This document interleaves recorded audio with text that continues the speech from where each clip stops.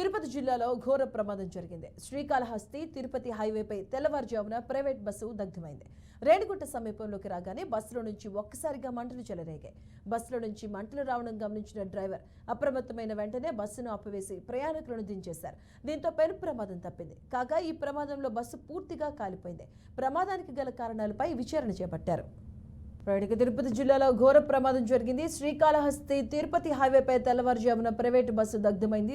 ఇదే అంశానికి సంబంధించిన పూర్తి అప్డేట్స్ మా కరెస్పాండెంట్ గోపినాథ్ అందిస్తారు. గోపినాథ్, నుంచి శ్రీకాళహస్తి వైపు వెళ్తున్న సమయంలో ఒక్కసారిగా ఒక ప్రైవేట్ బస్సులో భారీగా మంటలు చెలరేగడం జరిగింది. వెంటనే అప్రమత్తమైనటువంటి డ్రైవర్ కూడా రోడ్ సైడ్ అక్కడే కూడా బస్సును ఆపేసి మొత్తం ప్రయాణికులంతా కూడా దించేసి వెంటనే స్థానిక పోలీసులకి సమాచారం ఇవ్వడం జరిగింది.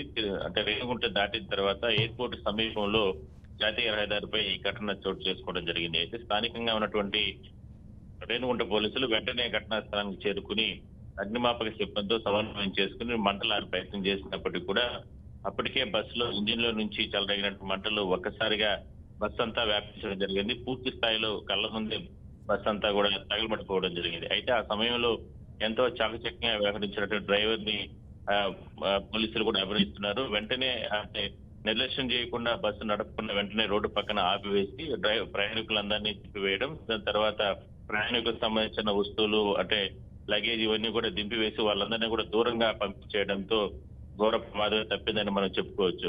అయితే ఇంజిన్ లో చెలరేగినటువంటి షార్ట్ సర్క్యూట్ కారణంగానే మంటలు చెలరేగినట్టు ప్రస్తుతానికి ప్రాథమికంగా పోలీసులు గుర్తించడం జరిగింది. ప్రస్తుతానికి బస్ అంతా కూడా పూర్తిగా కాలిపోవడంతో దాని పక్కనే రోడ్ సైడ్ నే కూడా అంటే పక్కకి తీసుకెళ్లిపోయి దాని తర్వాత ట్రాఫిక్ అంతా కూడా క్లియర్ చేయడం జరిగింది. మొత్తం మీద పూర్తి స్థాయిలో కూడా విచారణ జరుపుతున్నారు. ఎందుకు ఏంటనే దాని మీద ఫిట్నెస్ సరిగా లేదా, లేదంటే వేరే రకాల కారణాలు ఏమైనా ఉన్నాయని ఆర్టీఓకి సంబంధించిన అధికారులను కూడా అక్కడ పిలిపించి దాని తర్వాత పూర్తి స్థాయిలో కూడా కేసు నమోదు చేసి చర్యలు తీసుకుంటామంటూ కూడా రేణిగుంట పోలీసులు చెప్తున్నారు. మరి రైట్, థ్యాంక్ యూ గోపి.